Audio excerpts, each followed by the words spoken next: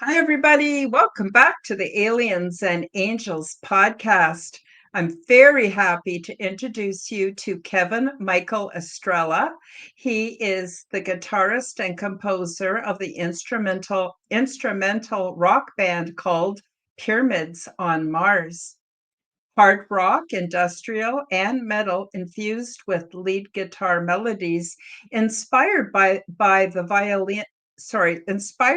violin melodies of Baroque classical composers Bach and Vivaldi. Kevin's latest album, Cosmic Angels, is inspired by his visitations by extraterrestrials. Elements in all his albums incorporate many things that have been taught to him by these otherworldly visitors, including, but not limited to, telepathic storytelling and the tonal language of the cetaceans and whales. Kevin has been a guest on over 90 UFO radio talk shows describing his UFO and ongoing extraterrestrial experiences.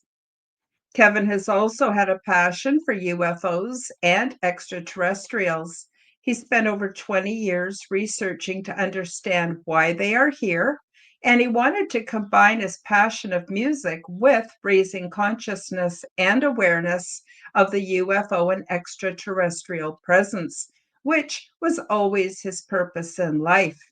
This calling was affirmed on August 21st, 2014, when he had contact with an interdimensional craft of unearthly origin.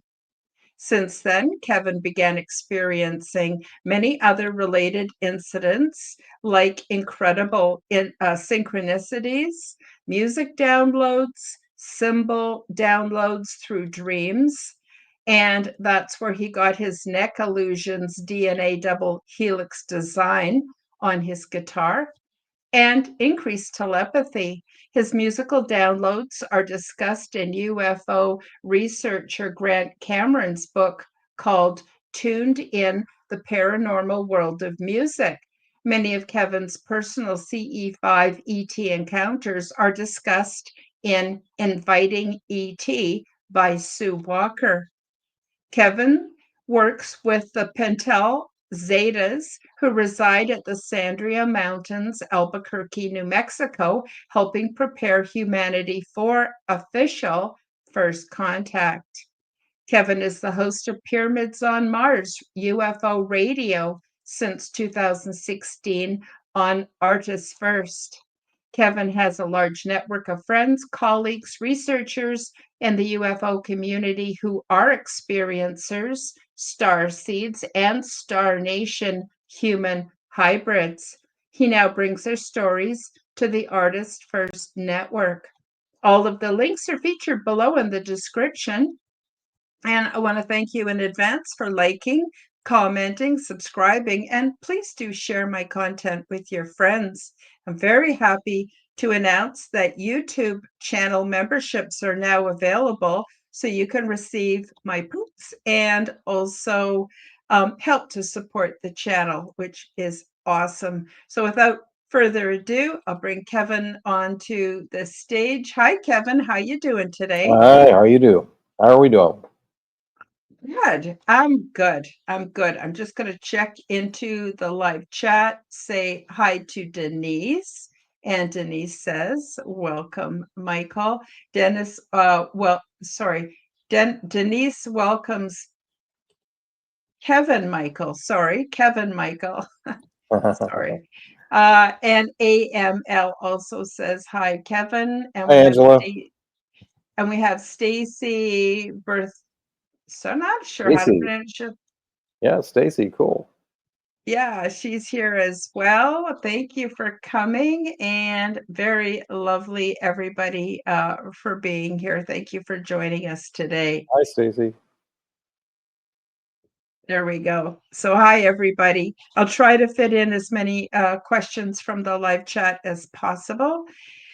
So I don't know. I know it's such a big subject, Kevin, and we could go in so many different directions. So I'm going to keep this fairly unstructured. I thought maybe you could start off by telling us how you got started in all of this with your music, ET contact, and how the two came together so beautifully to to produce the music that you have available to everybody. Sure. Yeah, I created Pyramids on Mars back in the year 2011, and I had bookmarked that name after my other band kind of fell apart, and that I wanted that to be my solo project.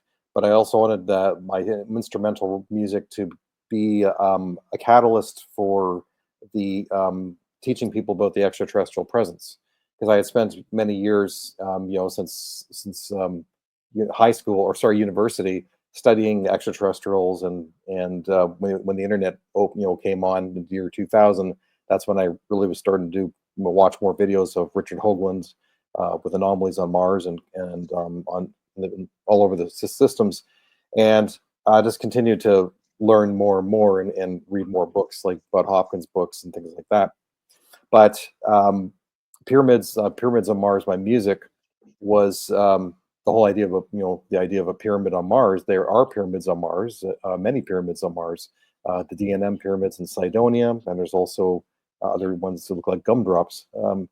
So it was a beautiful image, the universality of a pyramid, and then it was. I had my first UFO experience in August 21st of 2014, when a craft flew across my backyard, and through all these channels that basically eventually led me to meeting Grant Cameron, a UFO researcher, and he, because he was doing a presentation on extraterrestrials and musicians, and why musicians are being contacted by aliens to increase their presence.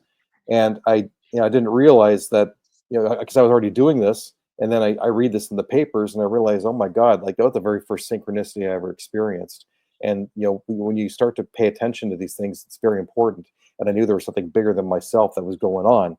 And then when I went to go meet Grant, and then everything started to make sense, because his whole presentation was on how so many musicians, countless, like David Bowie, the Foo Fighters, Britney Spears, Al Jurgensen from Ministry, the band Yes, the Moody Blues, and it's endless of how many musicians have had ET contact.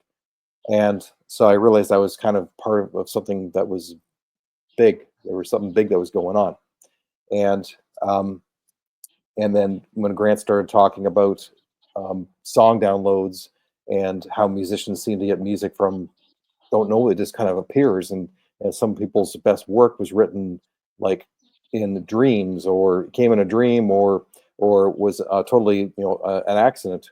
And I experienced that myself with a song that I literally got in a dream, and hard to take credit for it, because there was no effort at all to the song. I heard it in a dream, and then I just recorded it. And so that's how that story got into his book, Tuned In: The Paranormal World of Music. But um, it would be a couple years later, a friend would introduce me to the Ponte, who are behind me here. As you can see, that's Commander Tilcom. The Ponte, who are they? They they're from the planet Pontel, which is the fifth planet orbiting Zeta Reticuli 2, which is a binary star system, and that's the furthest of the two stars. And they reside in an information station under the Sandia Mountains in Albuquerque, New Mexico. No, this has nothing to do with the military base in Albuquerque. This is an ancient um, um, human civilization that exists under the Sandia Mountains, 2 miles below, and it's about 50,000 years old. And I just recently found out that I knew that the Ponti have refurbished about 15% of this old system. However, this system has some very, very tall steps and very tall doors. We're talking about giants. Giants used to live here. So I just found that Mhm. out recently, which is like it blew my mind. But the Ponti are they've been here for a long time, and they're here to prepare us for official first contact. They made uh, they made themselves known to Sue Walker, who's a professional telepath, and she started working with them, and I believe it was 2015. They opened up a Twitter account in 2016, and at first it was a social experiment, but it turned out to be an absolutely phenomenal experiment. They have over 20,000 followers now, and they've taught a lot of things about their culture. Um, they don't talk about technology on that website, but they talk about culture, about right-mindedness. They talk about the things that are going on this planet, things that are going on with the sun, and any questions that people have, they try and answer them on Twitter. So I was introduced to the Ponti back in 2016, and then I became friends with Sue very, very, very quickly, and we grew very close. And I've been working with her and the Ponti ever since. So it's going to be coming up to almost 10 years now, actually, as of next year. But the Wow. Ponti, yeah, it's been a wild ride. It's been amazing. The Ponti have enriched my life in so many ways. Um, you know, Can we go ahead. Yeah. Sorry, I wanna hear all about that, but I wanted just because a lot of people are not familiar. I'd never heard of the Ponte until I saw you on another podcast talking about them. And so could you tell us again where they are located? And for those of us in Canada, can you be like, what state are they in? Are they northwest, southeast? Where are they located and how long have they been there? Well, the information station that they work out of is in Sandia, is in Albuquerque, New Mexico, under the Sandia Mountain. Right, New So, Mexico. New Mexico, yeah. I think there are 3 or 4 information stations on the planet that the star nations reside out of. There's one that's in the New Zealand area. I think it's Mhm. New Zealand area. Um, yeah, yeah, I think that's what it's called, and I believe there's another one somewhere in Europe. Um, but the Ponte, the majority of them, they work out of this information station. They have probably about 100 trainees who have come over the last 3 or 4 years to learn and to visit people, and visit people all over North America. So, Are those human trainees or trainees from the same, oh, they're they're star Po- they're system? they're Ponte. They're from the Oh, planet they're Ponto. Ponte, okay. Yeah, yeah. So young trainees, but they do spend a long time, in school before they even come to Earth. I think it's equivalent of like 50 Earth years they spend in school before they can even graduate to come here. And Yeah. then Newell, he's one of the Ponte. An instructor. He's the one who's teaching the Ponte. In fact, actually, right now there's a whole new graduate, a whole bunch that are just graduating right now, and they need to get their visit hours in before the summer solstice. So they were kind of rushing to get that done. So Mhm, they're on a schedule. Um, mhm, they also, sometimes the trainees make mistakes. mhm, They sometimes break stuff, or sometimes they've left a door unlocked and stuff like that, and then they get scolded for that. I once uh, a funny story for that happened to me. I was in my apartment one time, and I was just sitting on my couch, and I was talking to somebody, and then all of a sudden, like, I have a shelf which has a speaker on it, and the speaker kind of goes around my guitar amp, and there's also like a didgeridoo.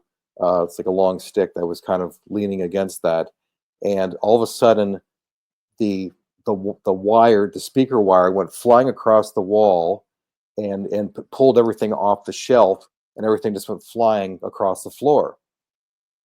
And I look at it because it was a few feet away from me, and I realized that there was a trainee, and they guess they must have leaned on the wall or something like that, and it leaned on the didgeridoo, which caused a whole slew of everything to go flying to one side. And it was kind of funny, and and then Mhm. other people have reported some strange things, where you know food has been left on the floor, or like a pickle has a bite taken out of it and nobody else was near it, so Mhm. it's, That's funny. That is actually really funny. How about if I put together a very short slide presentation with some of the images sure. that Sue has done, and I thought that might be a good place to go next, just so that we can the audience can get a better understanding of what these beings look like or their essence.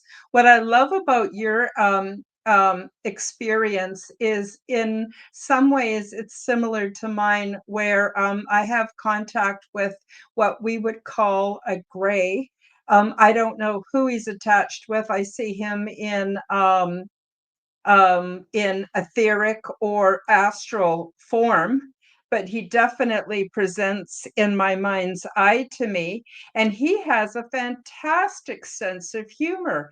And I've never heard Mm. anybody talk about these ETs as having a sense of humor. And I'm going, no, they can't all be scary and dark and Oh, they have a sense serious of humor. and emotionless. And then I heard No. your account, and so I'm waiting. I want to hear much more about that. I just wanted to read. I just copied and pasted this directly from Messenger from Sue. Sue Walker is the translator for the Ponte of the Sandia Mountain Information Station. Sue says, I know Kevin Estrella will be on your show tomorrow, well, which is today. I have some images that you might like of the Ponte for your show with him.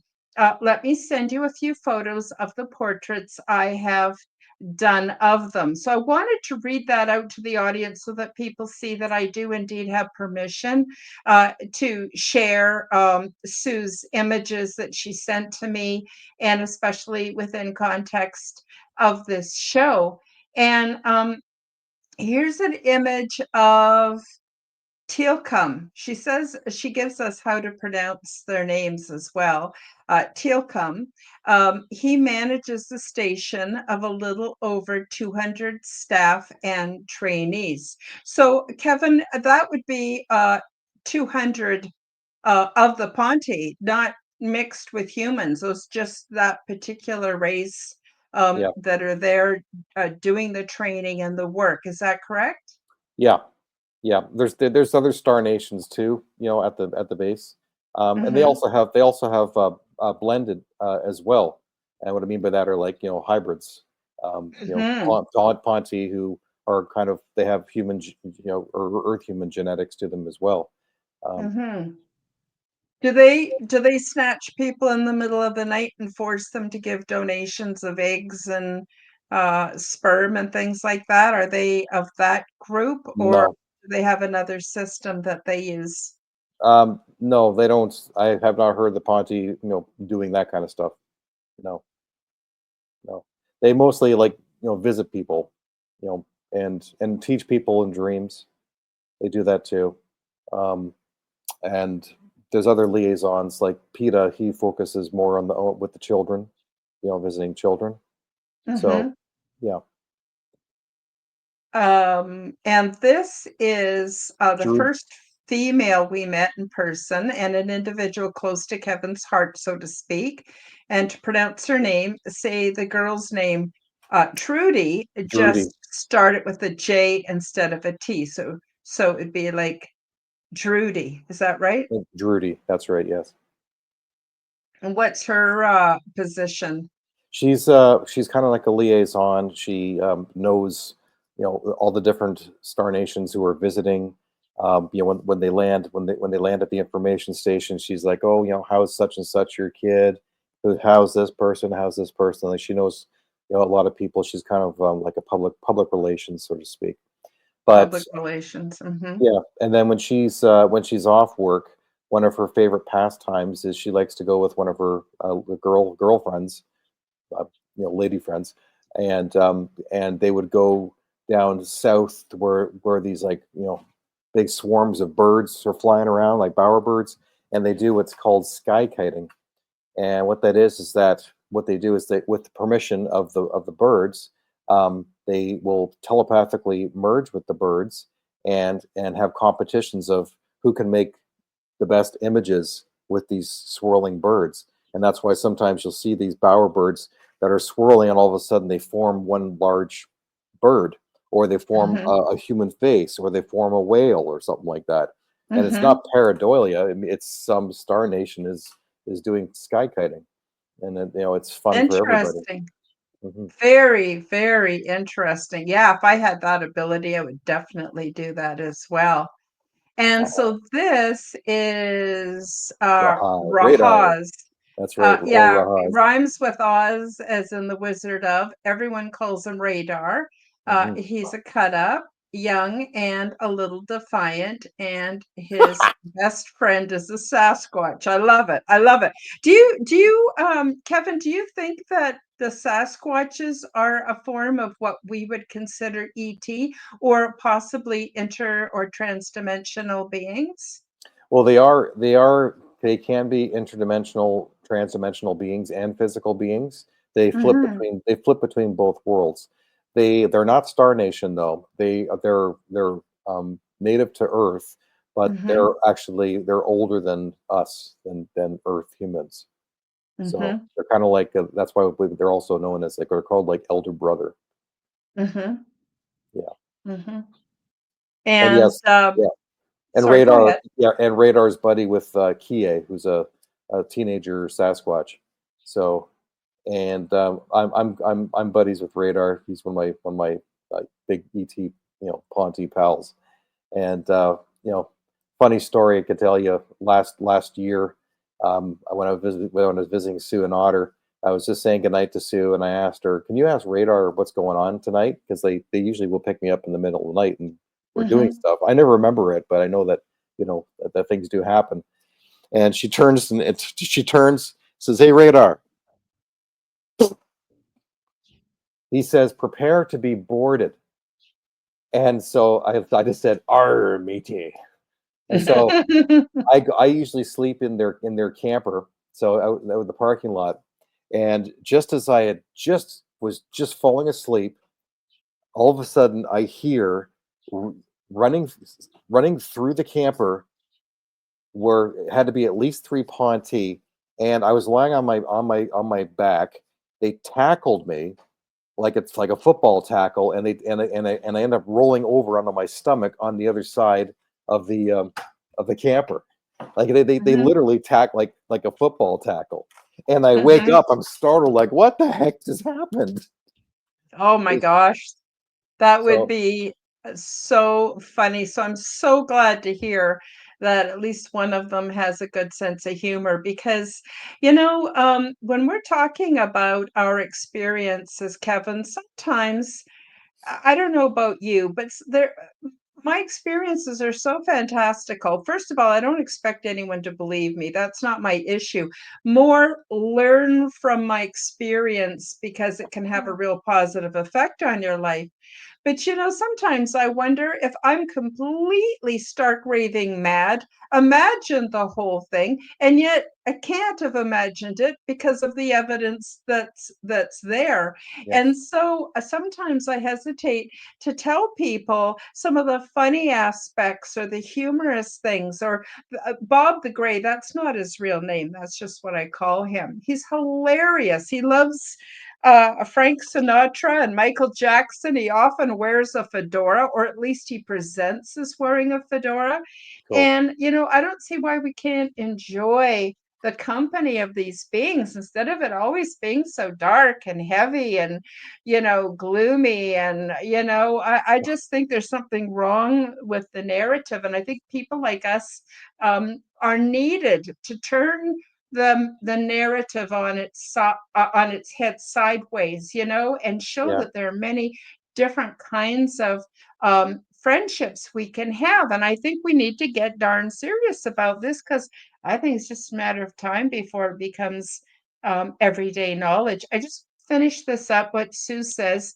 She says, I've been drawing the Ponte and Sasquatch for 10 years now and have lots and lots of images you can use if you need more. Have fun on Kevin's show. You can ask him about the real-time telepathic interaction on Twitter. Yes, I definitely want to know more about that. That's a With funny story. radar, when they are talking about captions that should be on Ponte t-shirts, that's hilarious. It's a You funny can story, ask right? and you can ask him about snorting tea out his nose and Radar's reaction. Also, he can tell you about his guitars being retuned while hanging on the wall. Oh yeah. And that's from Sue. So that is the end of that. But I thought that would be great if you could speak to Oh um, yeah. Those some stories. of those experiences. And again, I think it's important that we see these as our friends, and stop being terrified. I'm not saying they're all good. I'm sure some people have had some awful experiences, but my friends who've had awful experiences came later to understand that there was a purpose to it. Once they understood what happened, they were no longer afraid. Anyway, I'll stop babbling and I'll let you tell us about. Oh, and by the way, I just want to tell all the listeners and viewers, Sue's going to be on the show in 2 weeks. So we'll have many, many more images to share with you. And so that's coming up too. So I thought maybe we could talk, you could tell us a little bit about um, radar and Mhm. Twitter. What is that all about? Okay. So this is going back to um, when I first started talking to the Ponte back in 2016, and so I was thinking about um, because first Radar was teasing me about some T-shirts that I had on sale that were called ET shirts, Hmm. and the images were drawn by experiencer Robert Fullington, and they're pretty serious looking and a little kind of scary looking. And so one day on Twitter, Radar comes on Twitter and says, "Hey Kev, we got to get you some better models for your T-shirts. Those are just too scary looking." And so I was thinking, I responded back, and this is all live. It's all live happening like Twitter, like we're back talking back and forth. I said, "Oh yeah, well I know four new models for a really good T-shirt because at that point Sue had she only had like four portraits she had done of the Hmm. Ponte, so one from Tilcomb, Radar, to me, and Drudy, and I thought of them all four of them like together on a T-shirt, and I said that would be a really cool T-shirt, and then Tilcomb piped up and says, "Yes, I like the idea." And so I said, okay, but here's the thing. I want you guys to come up with the caption for the T-shirt. Like, what's the T-shirt going to say? And so I'm sitting there. I'm thinking, what would be a good caption for a T-shirt? Oh, just simply "We're here" in brackets. I was thinking that'd make a good T-shirt. And Hmm. then the next tweet that comes up was it was brackets "We're here" with this dash with a half half it was emoji of a half smiley face like laughing Radar, and I went, oh my god, like I typed on Twitter, I said, oh my god, that's amazing. I was just thinking that. And the next response on Twitter from Radar was, telepathy works, who knew, with another smiley face, and I'm like, wait a second, what did you just and then he responded back. He says, "Dude, you're easy to read, and dude, get used to it." And my Hmm. mind was completely blown. Like that was like, oh my god, telepathy's real. And how Hmm. did he do that? It was all live on Twitter. It just freaking blew my mind. and so that was a huge thing for me. It's just nuts. Mhm. And Radar, he's amazing. He's so funny. The stuff that he would say on Twitter, and this time he get himself into trouble. That's why Grayson and I have nicknamed him Brinkman. And that whole line of story in itself that ties into the Tea Party story. And Mhm. so Yeah, I want to hear about that too. yeah, so we're keeping in mind Brinkman because, like, Grayson and I came up with the name Brinkman for Radar, which is short for brinkmanship, which is like operating on the lines of danger, which is kind of danger's my middle name, baby. That's what Radar would Mhm. say. Mhm. So it's very true. And so this whole thing with the Tea Party, it was I was at the Ozark UFO conference in Arkansas, and staying with a friend. And we were staying in a motel, which is actually more like a almost like a B&B. So it had like a main bedroom, and then they had a room off to the side, which was like a big party room, which had a big long couch, and then it had a table, and then a love seat. And what happened was um, it was 2 weeks after I got back from the UFO conference when, like, as when I had this memory of seeing Radar jumping up and down on the couch because I was sleeping on the couch. He's bouncing up and down, going, wake up, party time, party time." And then I messaged Sue and I said, "Sue, I just got this memory coming back of this." And then Twitter in the private message, it was Radar came says, "Dude, yeah, we laughed, we partied, you snorted tea out your nose. When do you want to do it again?" You must have been laughing while you were drinking your tea. Well, the thing was, I didn't know. Like, once he said "snort tea out your nose," all of a Mhm. sudden the memory came flying through. They allowed me to remember the whole thing, and it was Mhm. the most vivid. It was like a download, and I saw the entire thing that took place.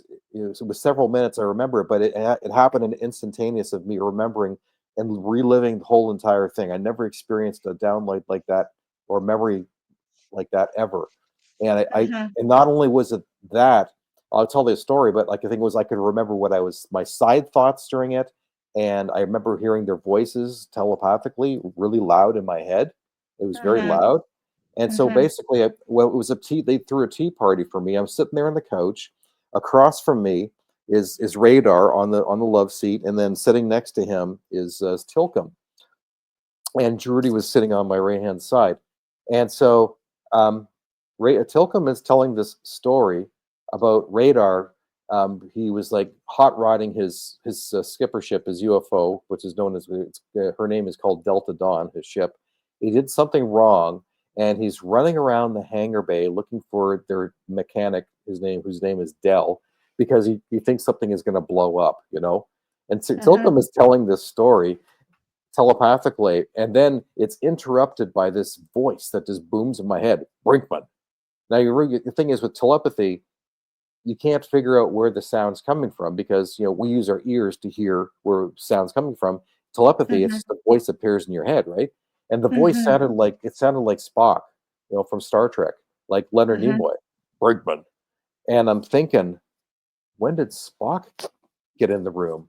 And I was thinking, whose voice is that? And I remember one of the Twitter followers had mentioned that Grayson, one of the Ponte, has a very deep voice. And Mhm. I was thinking, Grayson? And I turned, and here was he was leaning against the wall, and he kind of looked up, looked at me to see if I recognized him. And I guess I was so overtaken with shock that I guess I had taken a sip of tea and I snorted it out my nose, all towards Radar. And he thought that was hilarious, of course. Radar laughed so hard that he was literally snorting himself off the couch. And he's sliding off the couch going like this, like this. And his head Oh, is it's just convulsing awesome. like this. Yeah. Yeah. And everybody is just absolutely in stitches. And and then I'm so embarrassed because here are these people, they came 40 light years to visit. And Yeah. what do? I snort tea on out my nose all over them. The most embarrassing thing I could think of. And Yeah. and Radar's looking at me. And at this point now he's got his visors down. and he looks like Spider-Man, with his visors down, and he's talking to me, but Mhm. his mouth isn't moving. I felt like I was Mhm. talking to Spider-Man now. And he says, "You know what? I've never seen one of you do that before. That's so cool." He said, "That's so Yeah, we're cool." multi-talented, all right. I was not expecting that answer, and everybody just burst out into laughter again, and it was just nuts.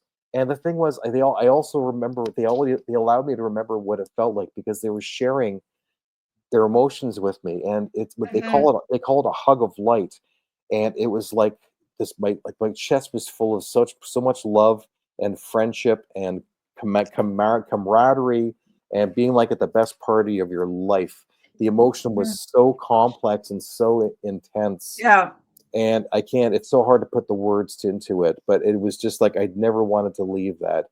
It was the most incredible feeling of being yeah. with them. It's undescribable. I So had uh, I had a similar experience when I was aboard the big ship. Now, when I travel to the big ship, I don't go there physically. I go there transdimensionally. yeah, And but anyway, I was aboard the big ship, and I actually got to go to a concert.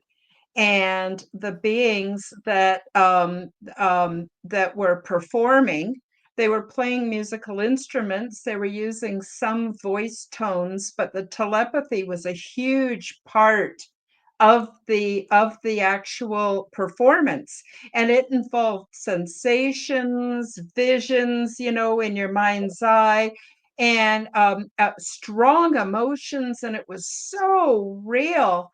And finally, at a certain point in the concert, I just started sobbing because I was so overtaken with emotion from the intensity. I talk all about that in my book.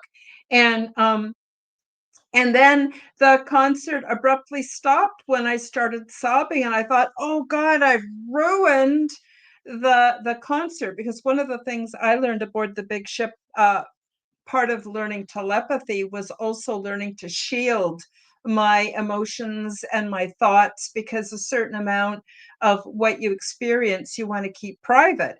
They call it shielding. So anyway, I had tried. Everyone that was at the concert were doing shielding, and I was doing my best, but I just couldn't handle it, and I ended up sobbing. Anyway, so the performers came down off the stage, and they actually congratulated me because that marked the measure of the success of their concert. They would keep performing until someone completely loses it. And I right. was the first one to completely lose it. And then other people around me and beings were losing it too. But I thought I was going to be in big trouble. But the opposite, like that's part of the performance, is to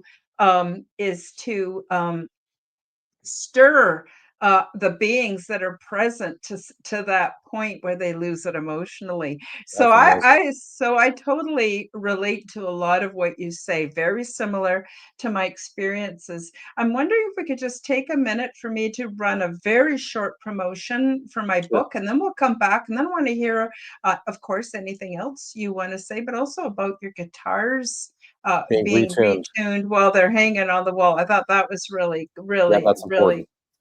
okay. So we'll come back to that in just a sec. I'm just going to do my quick promotion and we'll be right back. Learn the stunning details about ET diversity and culture, along with their advanced ways of living and expressing spirituality, which is in no way like anything imagined here on Earth. Transdimensional, meet the new neighbors, introduces you to many different ET beings, the healing pods, the interior of the big ship, my orientation process, cultural events, and off-world mating practices. In my contact experience, I learned a great deal about the big ship, intergalactic and transdimensional travel, intergalactic planetary research, and the various options for resettlement. Once I published my first book, I felt the need to create a second book called Transdimensional 2, Meet the Greys Picture Book. I worked with AI to develop many images of beings that we have come to know of as the Greys. These beings come from many places, realms, dimensions, and timelines, and although they are of the same species as other humanoids, they are from many different family lines and races. What qualifies them as grays is that their skin does not contain the pigment necessary to reflect light in our visible range of the color spectrum, so to us, they all appear to be various shades of gray. Beyond this physical attribute, there is much diversity in their origins, cultures, purposes, and physiological details. My goal is to get you used to the looks of beings which are different than humans in order to reduce your fear and increase your familiarity so you will remain more rational and grounded once the ET presence escalates beyond debate. Enjoy these images and notice the things we have in common so you will see that although they are different from us in appearance, we are essentially many family lines within one species. Paperback and Kindle versions of both books are now available on Amazon worldwide. Search the Amazon and Kindle bookstores and pick up your copies today. And we're back. So, two things I wanted to talk about. One was the guitars being retuned, but also I'm wondering if we could then segue into some discussion about the hybrids. A lot of people are super interested in that whole process, how it happens, what its purposes are. But anyway, I just want to, everybody, those of you who've joined us late, this is Kevin Estrella. He is a musician and he is an ET experiencer extraordinaire. So, yeah, let's hear about whatever you'd like to tell us about your guitars, Kevin. Yeah, so it happened during the writing of my last CD, Cosmic Angels, where um, about half the album had already been recorded, and then they were recorded on my signature guitar. But I have another guitar, my Les Paul, which is it's a drop D tuning. But then I also take that guitar and I drop it down a whole step, so it's actually like drop C, so it's a lower tuning. And that was the tuning that I played with my in my band Shatter Instinct. And my guitar was tuned like that. And then I pick it up one day and start playing it, and it just sounded really rich. And I couldn't figure out what was going on with it, but it just sounded darker, and maybe like it was basically essentially what happened was that the guitar was retuned even lower. So rather than it being tuned at drop C, somebody had retuned it to drop A. But when I checked the frequency, because I play my music at 432 hertz. There's a long story in regards to what that's all about. Oh, But yeah.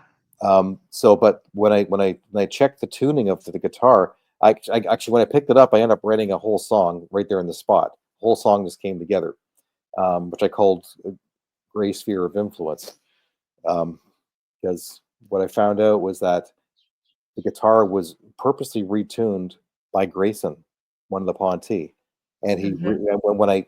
when I checked the frequency, I had to download a tone generator, and when I checked the frequency, I was shocked. It was tuned to 528 hertz, so figure Interesting. in a hearing Wow. frequency. I went, "Oh Hmm. my god, who retuned my guitar?" And I went on Hmm. Twitter and I said, "Guys, my guitar's been retuned, and it's tuned to 528 hertz in low low A, which is a baritone setting." And Hmm.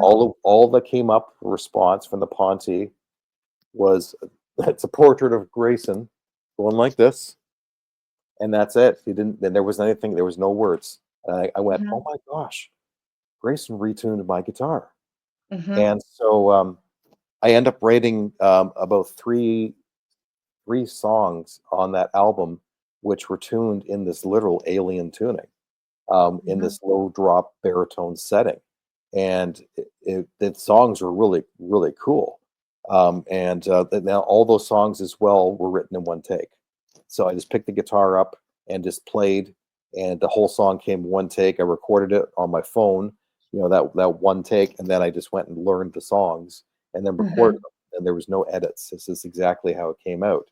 So Hmm. it was incredible. And Hmm. and then one time I was interviewing Sue Walker on my radio show, and this is live radio. And then she's like, "Hang on, Grayson's interrupting me." And then she's translating for Grayson. And Grayson Hmm. asks, "So, how was how's the new how's the new retuning going?"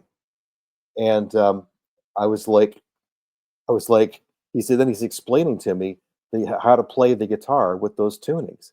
And he's talking about the low, the low E string now being like a drone and bringing everything back into center. Um, Actually, heck, I'm just going to read it exactly what he said. Okay, hang on a second. Sure, sure. This is awesome stuff.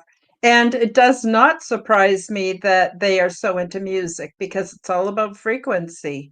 They love music. And yeah, and what a beautiful bridge between them and us, a very user-friendly bridge, um, and sort of what we have in common, you know? I think it's absolutely lovely.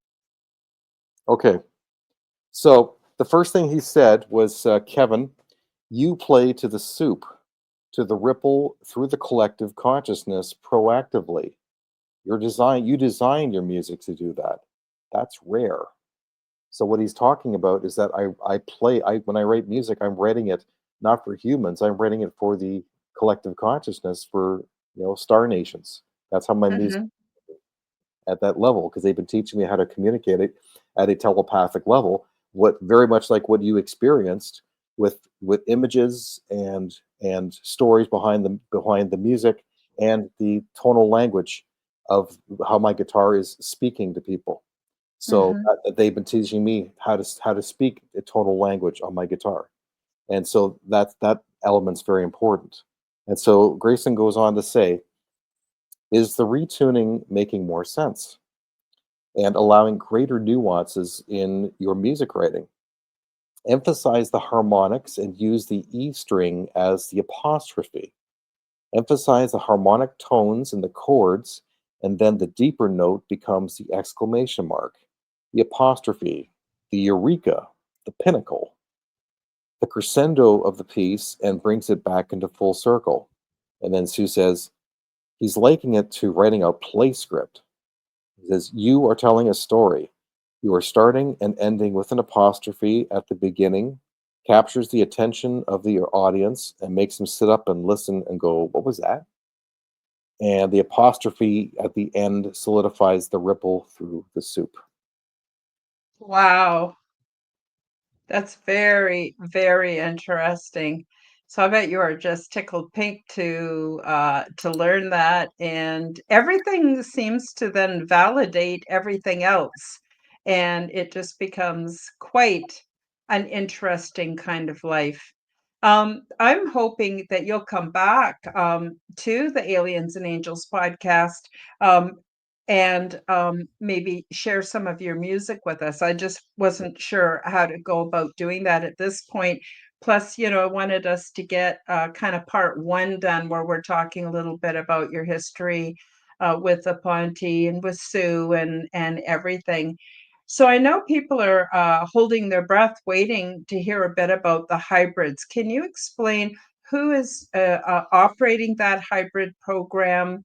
And what it involves and what the goal is to creating human ET hybrids. Well, I think there's not just one goal. There's kind of like multiple different goals that are kind of happening. And Mhm, I've gotten different information from different people. I have a lot of friends who have hybrid children on board ships. A lot of friends like Nancy Tremaine, um, um, um, uh, Misha Johnston, just for example, mhm, and many others who have hybrid children. Uh, mhm, and I know that with some of these children, they are going to be very beneficial when official first contact does happen, and then mhm, we are bridging our relationships with these star nations for the first time in our history. And mhm, these people, these hybrids are kind of helping to bridge us as well, that we are all genetically related, and mhm, and mhm, and they some of them have a little bit higher of a higher frequency to help us in our evolution, because mhm, eventually if we can stop fighting each other on the planet and stop acting like monkeys. Mhm. Monkeys are actually more advanced than we are in More that sense. advanced than us, Yes. yes. But what I'm saying is that our future will be Star Trek. That is our future. That we will be traveling the stars, exploring new galaxies alongside other Star Nation beings. That is our future. Mhm, mhm, So we need to get along first on our planet, and these beings, these hybrids, are going to help us as well with bridging this gap. Now, there's mhm. also talk of other reasons for hybrids as well. Um, in regards to Jeff Selver, his book is called the Alien Cities, and Yes, yes, I've had Jeff, on the show. I consider him a friend of mine, and, yes, he's got a whole book about that, yeah, yeah.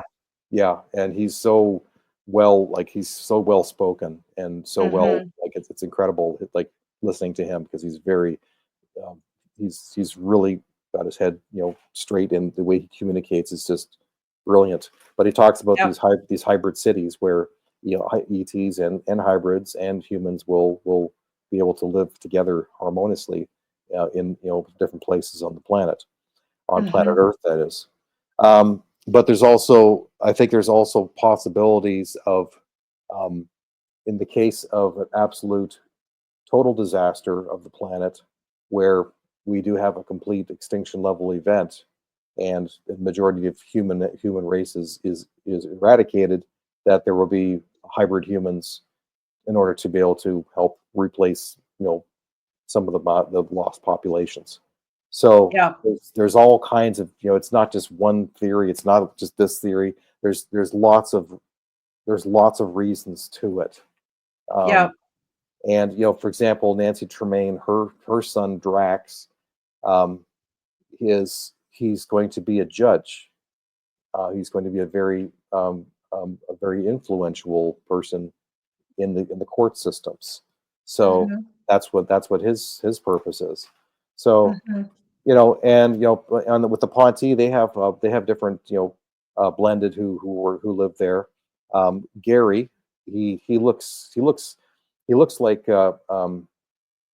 Kiefer Sutherland. He looks very much like Kiefer Sutherland, which is pretty mhm, wild. And then he has hair, but he's got ET features too.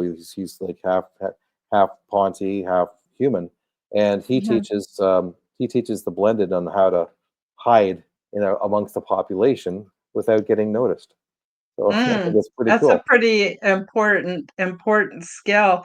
Mhm. I just wanted to let you know that a lot of what you're saying does totally resonate with me and my experience. So, first of all, it's not if there's a extinction level event, it's when, because these cycles happen on planets all the time, and there is a resettlement program, but, the thing that I've been also taught is that we're really toxic from our air and our water and our food, and we're not just gonna get moved, magically to new worlds, just by virtue of the fact that we're here and need help. We actually have to elevate ourselves spiritually and morally and, do what we can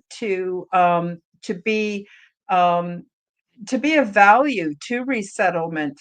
But I think that is also where the hybrids come in. Now, I myself do not have any hybrid children, but it makes perfect sense, especially with the way things are going on Earth today, with people actually may in a few years not even be able to reproduce anymore. So thank God we've got these humanoid relatives. And the other thing that completely resonates with me is I was taught we're all of the same species, we're just different family lines. So we look a little different, but we're not actually different. And that's why we're able to have hybrid programs and and create offspring that are of both.